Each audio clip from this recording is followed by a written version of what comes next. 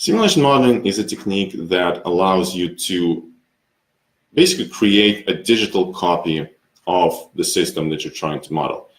And instead of writing down all the numbers and all the formulas to get the result, you just have to explain how the system works now. You have to write down all the relationships and the ground rules, and then you let it play out the same way it would play out in real life, only at higher speed. And then you'll see how things progress and what results you arrive at. You look at those results, you see whether you're satisfied with them, then you play with the numbers, you play with the parameters, you run it again. And you just keep doing it until you get the solution that you need. This is a very powerful approach, and it can be used for investment decisions, it can be used for planning, for risk management, and plenty of other different kinds of applications. So what are the advantages? First, there's pretty much no limit on how much input you can put in your model. Pretty much the only limit is how much your hardware can handle. As such, simulation models don't require abstraction. You can handle processes, you can model them in as much detail as you want. You can model relationships of very high complexity. In fact, you can model relationships that you're not quite sure how they work, but you just lay down the ground rules and you let it play out, which is something that you would not be able to do in Microsoft Excel. You can also take time and location into account, and you can handle uncertainty and randomness. So if you're modeling a bunch of trucks riding around a coal mine, well, at any moment, you can stop the model and you can see that this truck is here and that truck is there. You can see exactly where they are at any point in time. And that means no black box effect. When you're modeling a coal mine, you see a coal mine. You see how it works at any moment in time. You model an airport, you see an airport. So it's extremely transparent. You can see how it works, and you can trust that the results you get are exactly the results you need, and you can trust them. All right, so I'd like to talk about digital twins. Digital twin is a very well-known term.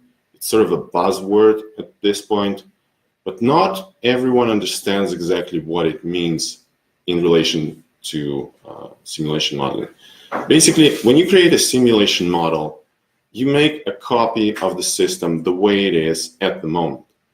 But then the system might change. So for instance, if we're talking about a factory, that factory might get a new block, or it may have more trucks, or it may sell some of the trucks, or let some of the employees go. And then the simulation model that you've created is out of date. So you need to update it. You need to apply the same changes to your digital copy to keep it up to date. And when it's up to date, then it is a digital twin, and then it can be used in day-to-day decision-making support. All right. So how can businesses use simulation models? Well, first of all, system analysis. Normally, if you are an analyst or a manager somewhere in Moscow or New York, and you want to understand how your business in Alaska works, well, you got to go to Alaska. You got to look at things there. You got to talk to people there. And when you come back to Moscow, you no longer have that opportunity.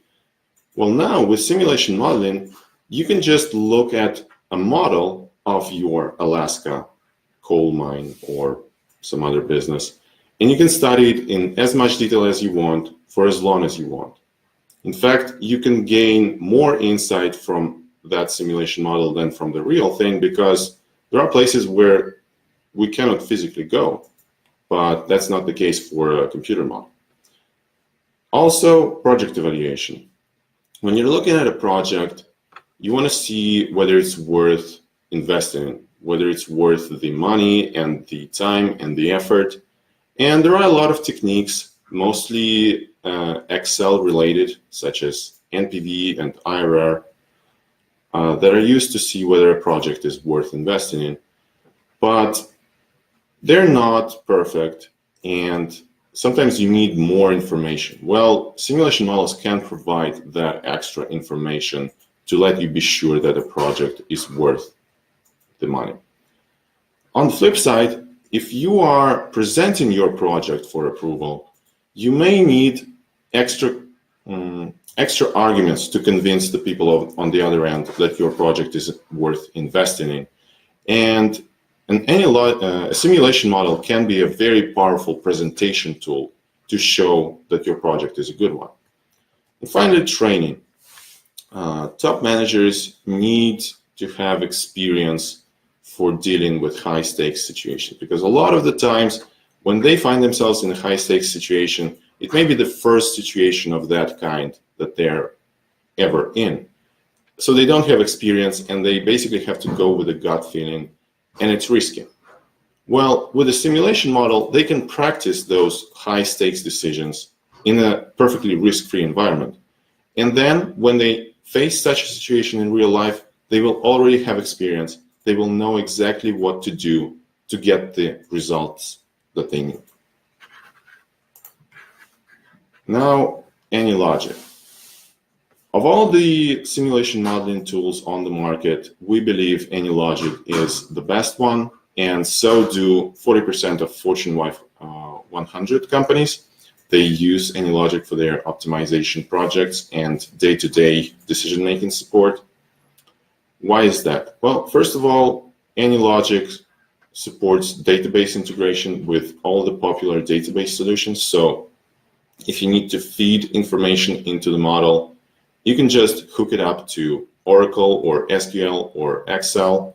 There's no extra steps required. You just integrate it with the databases that you're using. And similarly, when you get the results out of the system, you can transfer them to Oracle or SQL without any problem. So seamless database integration is a huge boon. Then there's visualization. You can visualize your models in 2D and in 3D, so there's no black box effect. Everything is perfectly transparent. And finally, Java.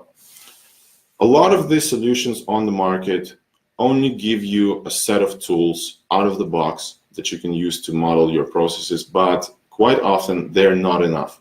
In fact, we found during our projects that when you're modeling a very complex system, you need more.